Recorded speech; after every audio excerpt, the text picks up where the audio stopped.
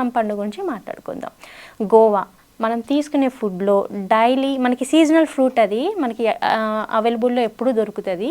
ఒక రోజుకి ఒక జామ పండు తీసుకోవడం వల్ల మనకి ఏమవుతుందంటే జామ పండులో మనకు కావాల్సినంత వైటమిన్ సి అనేది దొరుకుతుంది. According to national institute of nutrition మనకి recommended daily allowances of vitamin C వచ్చి 85 mg to 65 mg. సో మెన్కి అయితే 85 వరకు ఉండాలి అండ్ ఉమెన్కి 65 to 85 ఈ మధ్యలో వరకు ఉండేటట్టు మనం చూసుకోవాలి. సో రోజు మనము వైటమిన్ సి అనేది ఇంత డోసేజ్లో తీసుకోవడం వలన ఈ డోసేజ్ మనకి యాంటీ ఆక్సిడెంట్గా వర్క్ అయ్యి మనకి డిసీజ్ రాకుండా ప్రివెంట్ చేస్తుంది.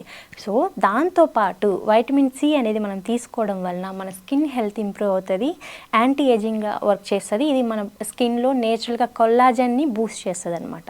సో డైలీ ఒక జామ పండు తీసుకోవడం వలన ఒక జామ పండులో మనకి డైలీ కావాల్సిన రికమెండెడ్ డైలీ అలవెన్సెస్ కన్నా ఎక్కువగా దొరుకుతుంది. అంటే ఒక మీడియం సైజ్ జామ పండు తీసుకుంటే మనకి 180 to 200 mg of vitamin C అనేది దొరుకుతుంది అనమాట.